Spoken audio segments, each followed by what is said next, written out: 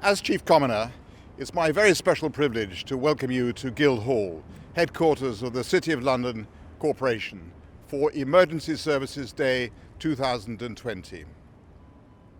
We are here in Guildhall Yard to raise the 999 flag in a socially distanced ceremony to honour all those services who have done so much, have played such a crucial role in our fight against the COVID-19 pandemic. First, we will hear from Canon David Parrott of St. Lawrence Jewry.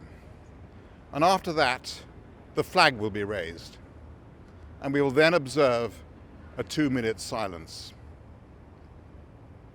Alderman Sir Andrew Palmley will then speak on behalf of the Lord Mayor, followed by the Commissioner of the City of London Police, Ian Dyson. Thank you all for joining us in this virtual ceremony.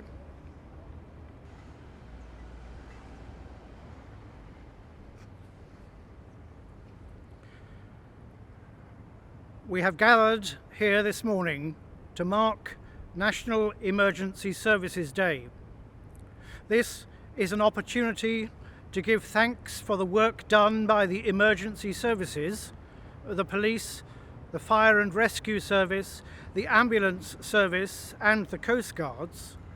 And we remember also those who volunteer alongside the emergency services, special constables, retained firefighters, NHS community responders, St John's Ambulance, RNLI, Search and Rescue Coast Guard volunteers.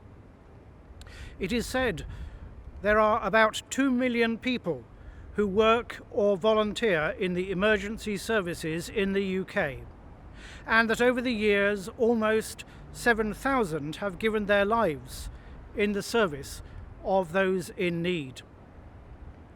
These people, as key workers, have continued to serve us in this time of national and international crisis.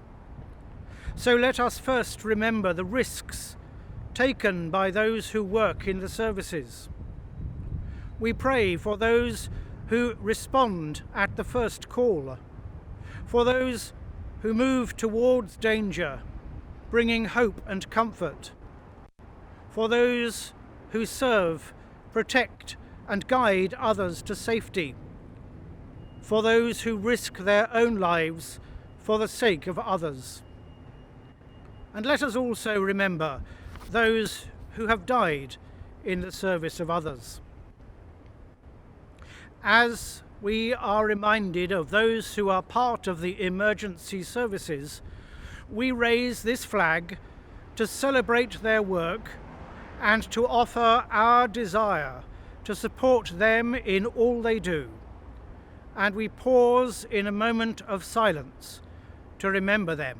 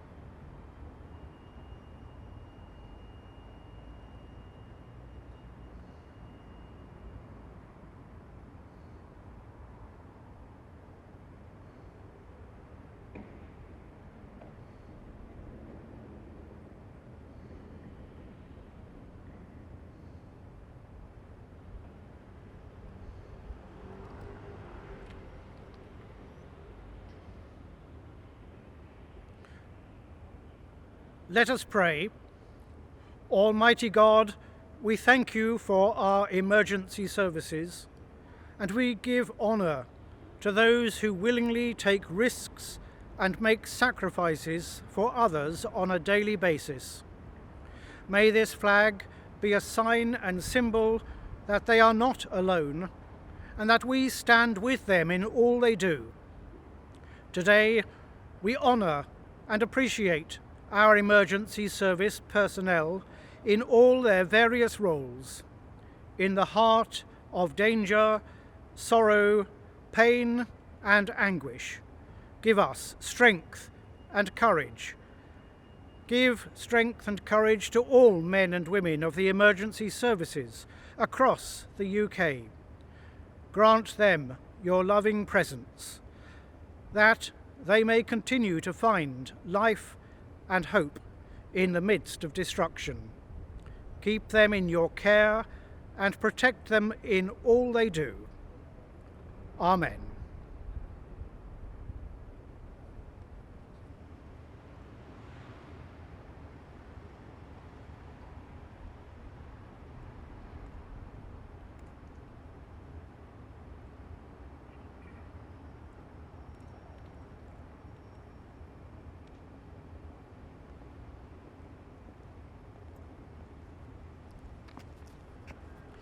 Chief Commoner, Commissioner, Chaplain, ladies and gentlemen, it is a real pleasure to be with you all today in order to celebrate Emergency Services Day, 999 Day.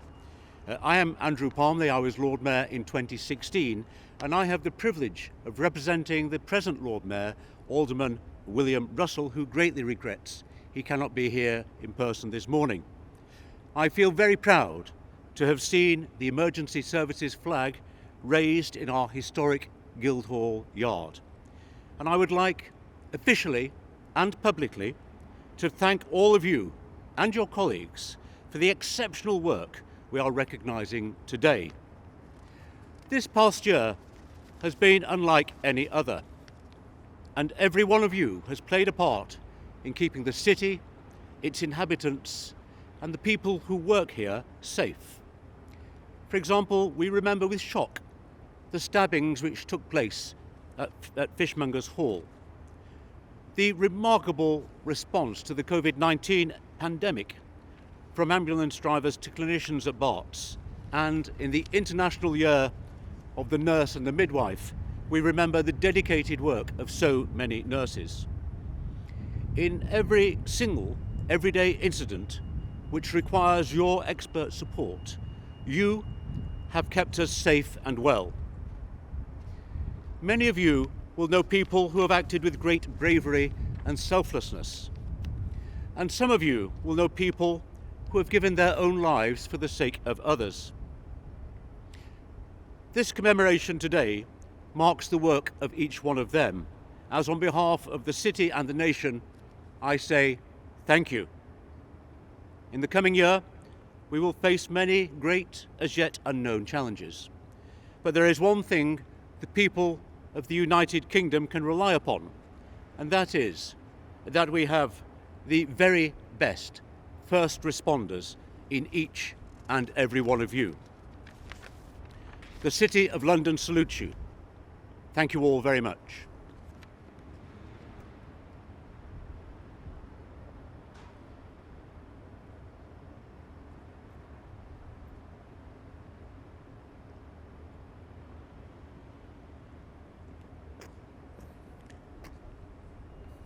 Former Lord Mayor, Chief Commoner, Remembrancer, ladies and gentlemen, it is right that we gather here today to recognise and remember those members of the emergency services. In the last few years, we've had terrorist attacks, we've had a pandemic, we've had a most horrific fire that claimed the lives of many. But it isn't those incidents that I think is important for us to remember the emergency services by. It is the day-to-day. It is the day-to-day incidents where ambulance service go to people in need in their homes, when fire and rescue are rescuing people from horrific incidents, whether in the workplace, on the roads or at their homes, where police officers protect the vulnerable and deal with the very nasty people in society. And it's where the RNLI are daily saving the lives of people on the sea and in rivers. Those are the things that we should remember the emergency services for. It is said, and the former Lord Mayor said, that the emergency services run towards danger when others run away. That takes something quite special. What is it that makes people do that? It's often said that's bravery. I don't consider myself to be a brave person. But there is something far more fundamental about the values of people who choose to become members of the emergency service. It's a sense of community. It's a sense of wanting to protect those who need our help at times when they desperately need it and are not able to do so themselves. It is that value that underpins the emergency services, and the rewards are not just about money. Saving a life is reward in itself. Knowing that you've protected someone from injury or from danger is reward in itself. We are a public service funded by the public. It is right that we should make sure we spend that money wisely. But we must not get into a position where we know the cost of everything and the value of nothing. Those men and women who serve in the emergency services place other values far higher than just personal reward and monetary value. I'm always minded of an illustration that I've seen from a Victorian magazine, the London Gazette. And the illustration was of a Victorian police officer, a large man with a large beard in a winter greatcoat, in a winter scene where he is cradling in his arms an orphan child. In the modern world, that police officer could be a member of the fire service, a member of the RNLI, a member of the London Ambulance Service. Could be any of those. And the caption at the bottom of that illustration was very, very simple and is opposite today as it was then. Protect my people. And that is what you do. Thank you very much indeed.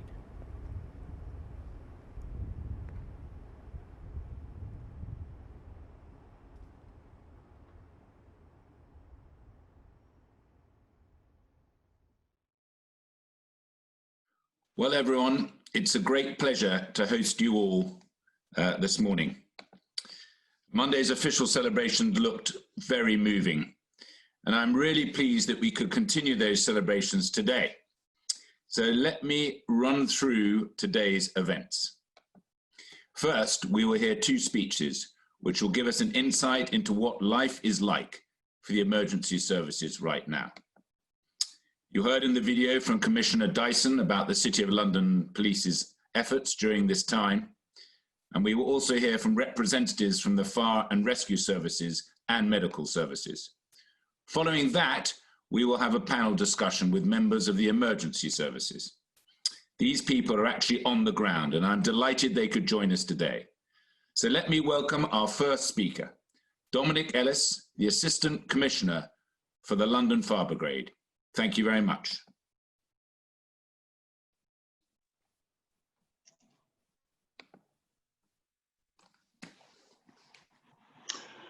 Good morning, my Lord Mayor, and thank you for hosting today's Virtual Emergency Services Day, especially in the middle of the current pandemic and, of course, in recognition of the hard work and selfless service that continues day in and day out of all of London's blue light services as normal during this period. I, of course, am going to talk about how the London Fire Brigade has stepped up to do all it can to assist London's communities and blue light partners in dealing with the COVID challenge. I'm in my 32nd year of service for the London Fire Brigade, Lord Mayor, and I continue to take absolute inspiration from the women and men of the brigade and their willingness to always do what they can, regardless of the risks to themselves, to serve the communities of London. The brigade's contributions to the COVID response, over and above the normal 24/7 provision of a fire and rescue service, has been distributed across three key areas of support. Firstly, health, by supporting our London Ambulance Service colleagues with over 200 firefighters volunteering to be ambulance driver assistants, helping the LAS to provide up to 120 extra ambulances working out of 22 ambulance stations over any 24-hour period, and with firefighters responding to over 75,000 emergency medical calls to date. Also, our firefighters have volunteered for a pandemic multi-agency response teams, PMART teams, who have helped people deal with dignity, compassion and care, with over 700 COVID-related deaths in the home. At the height of the pandemic, we had 109 firefighter PMART volunteers deployed across 6 hubs to serve London. In relation to those teams, we were particularly proud to note the comment from the Senior Coroner for London that the prevention and infection control that the London Fire Brigade supplied to this team resulted in no further spread of the virus between the 700 homes and the agencies involved. Secondly, humanitarian services, with stations working as coordination hubs, taking deliveries of food supplies and then making up and delivering food parcels to some of the most vulnerable members of our community. Thirdly, PPE, with the London Fire Brigade utilising its logistics infrastructure, including its distribution centres and its operational support unit lorries, to assemble and deliver essential PPE equipment to NHS staff and other social care organisations. And these are just some of the examples of how London's firefighters continue to meet our organisational purpose of being trusted to serve and protect London. It's now my pleasure to hand over to the Chief Executive Officer of the London Ambulance Service, Mr. Garrett Emerson.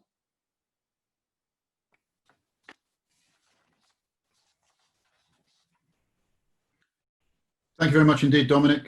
It gives me great pleasure to be part of this webinar broadcast. I'm Garrett Emerson. I'm the Chief Executive of the London Ambulance Service.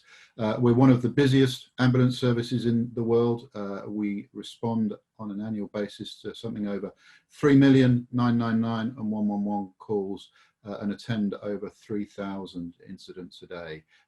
So reflecting what Commissioner Dyson said a little earlier on, that it's about not only about the events that hit the headlines, the major terrorist attacks that we sadly have to respond to, including one here in the City of London, but it's also about the work that we do, often in conjunction with our emergency services colleagues day in, day out. We reckon we attend with our other emergency services colleagues something over 20,000 incidents a year just in normal times. But of course, we don't live in normal times.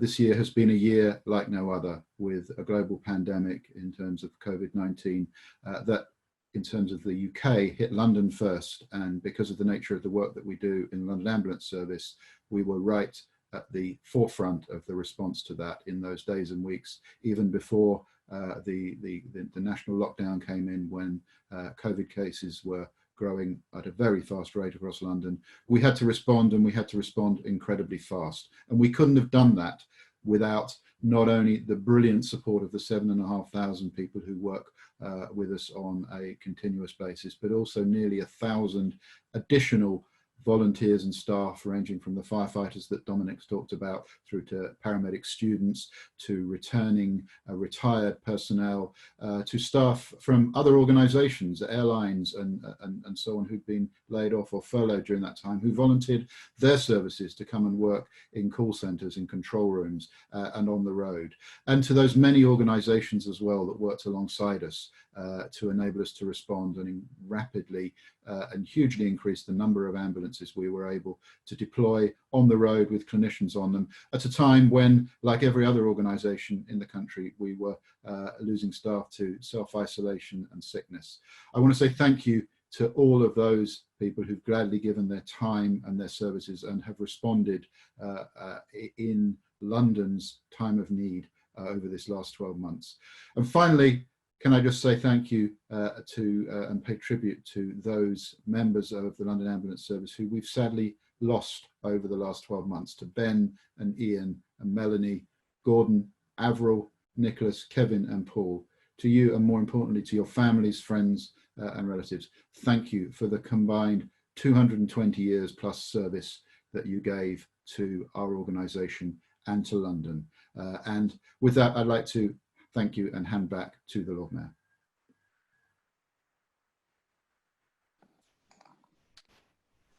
Thank you very much for those the host has asked you. I've got to start the video. There we go. Thank you very much to both speakers for agreeing to take part in this event. And now I'm going to turn to Special Detective Sergeant Mark Wright, who's leading some work coordinating volunteers and special constables in assisting victims of fraud as part of the City of London's national lead role for economic crime. And some questions for you, Mark. So Mark, has there been a rise in fraud since COVID lockdown?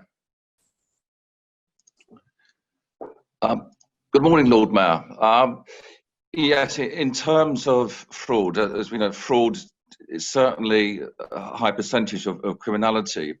But what we have seen during COVID-19 is an increase in fraud activity. Criminals, unfortunately, were unable to get out onto the streets, and so they moved into the fraud world, and so that meant an increase in fraud reports, and so an increase in victims of fraud. And are those victims needing greater support than previously? I think it's fair to say that COVID-19 has had a profound impact on members of our communities, and mind health, of course, has been stretched to new limits. And compound that with being a victim of fraud, and what we have is a significant increase in vulnerability, and of course with the issues of depression as well as suicide. So yes, absolutely. And finally, has your team also been undertaking frontline policing activity, or has that sort of been curbed a bit under COVID-19? When we went into lockdown, we had sector policing around the city, and the special constabulary were involved in policing a particular zone, a sector. Of course, we had all the issues of those that could come into work, those that could not, but we managed in our volunteer capacity to continue supporting frontline policing in the way that we can. Well, thank you very much for that, Mark.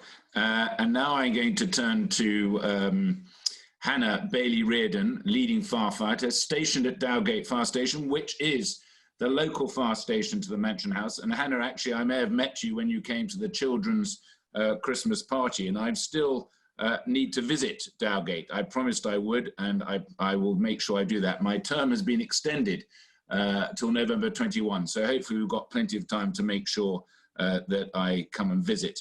Now, Hannah, you were involved in an incident at East Portrait Avenue where an external concrete canopy collapsed. What happened in that incident, and what specialist teams and equipment were deployed? Good morning, Lord Mayor. Nice to see you again. So that incident was actually quite a high profile and an important incident, because the building itself, obviously being the Smithfield Meat Market, high profile in the city, right in the centre.